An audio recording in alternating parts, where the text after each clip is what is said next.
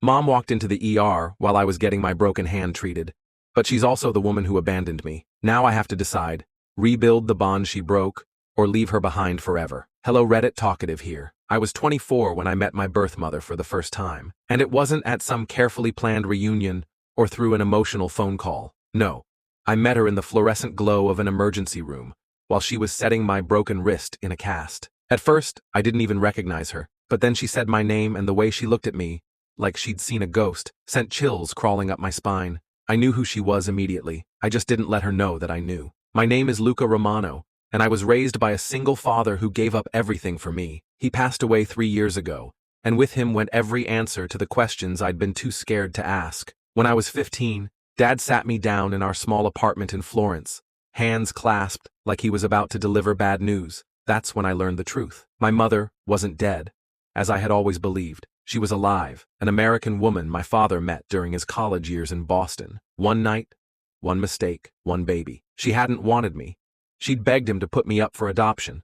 But my father, stubborn and proud, decided to raise me alone. He left everything, his friends, his future, and moved back to Italy with an infant son in tow. He was my everything, and then he was gone. After his death, I buried the ache of not having a mother under years of schoolwork and ambition. I got into graduate school in Boston, of all places, the same city where she still lived. I knew she was out there, but I never had the courage, or maybe the desire, to find her. Until last week, until I shattered my wrist in a bike accident and ended up in her ER. She was calm and professional, her voice soft but steady as she examined me, but I saw the flicker in her eyes, the recognition. Her hands trembled as she adjusted the X-ray machine. She tried to hide it, but I could see her stealing glances at me, her lips pressing into a thin line every time I winced in pain. When she introduced herself as Dr. Harper, I almost laughed. Of course my mother was a doctor. She looked polished, confident, with the kind of poise only people who have everything under control carry. It made me furious. She had built a life without me. She had a career, a family probably, while my father worked 2 jobs to keep us afloat. 2 days later, my Aunt Sophia called me. She'd been my lifeline since Dad died. More like a mother than anyone else. Luca, she said softly, your mother reached out to me. Through Facebook I froze. She told me about the hospital, Sophia continued. She said she wanted to hug you, to stay with you through the whole surgery, but when you didn't react, she thought maybe you hated her, or that you didn't know who she was. She's begging me to ask you to meet her. Just once. I didn't answer. My throat was too tight.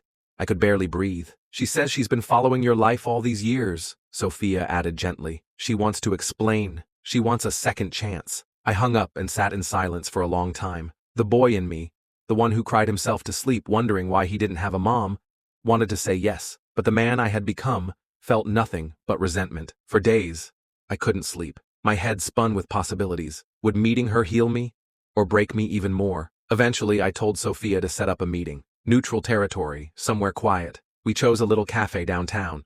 When I saw her, I almost collapsed. She looked younger than I expected, her sandy brown hair falling in soft waves, her hands clutching a coffee cup like it was a lifeline. Her eyes, my eyes, filled with tears the second they met mine. We exchanged polite greetings. Then, after a moment of silence, I asked the question I had carried for 24 years. Why didn't you want me? Her breath caught. She stared down at her cup. I pressed on. Why didn't you ever reach out? Why now? Tears slipped down her cheeks. And then, slowly, she told me everything. She'd been 20, a star student with a scholarship, her parents' pride and joy. When she found out she was pregnant, she panicked. Her parents were strict, old-fashioned, and controlling. She couldn't face them. She barely knew my father, who was an exchange student at the time. She'd decided on adoption. She thought it was best. But when she told my dad, he said he wouldn't let anyone else raise his child. So he took me. She buried herself in school, telling herself she'd come back for me one day when she was successful. But that day never came. She followed my life through Sophia's social media. She saw my birthdays, my graduations. When she had another child years later, her guilt grew unbearable.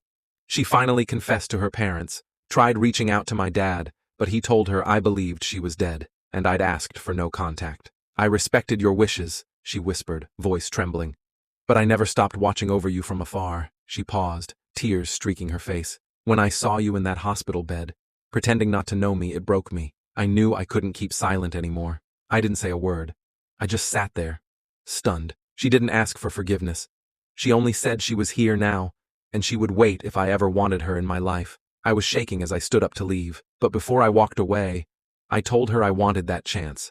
To know her, to know myself, but at my pace. Weeks passed. We started texting. Short, cautious messages at first, then phone calls, then coffee dates. She told me about her life, her husband, Michael, my two half-sisters, Emma and Chloe, and I told her about mine, about Dad, about Florence, about all the little pieces of me she'd missed. The first time I visited her home, my sisters practically knocked me over with their excitement. Michael greeted me with a firm handshake and a smile that felt genuine. For the first time in years, I felt something warm in my chest, something like belonging. Now, I've been invited to her parents' house this Sunday. The thought terrifies me. Part of me is still angry. Part of me is jealous of my sisters because they got to grow up with her love while I didn't. But another part of me, the boy who used to cry himself to sleep, wishing for a mother, is hopeful. Hopeful that maybe, just maybe, this broken story can have a different ending.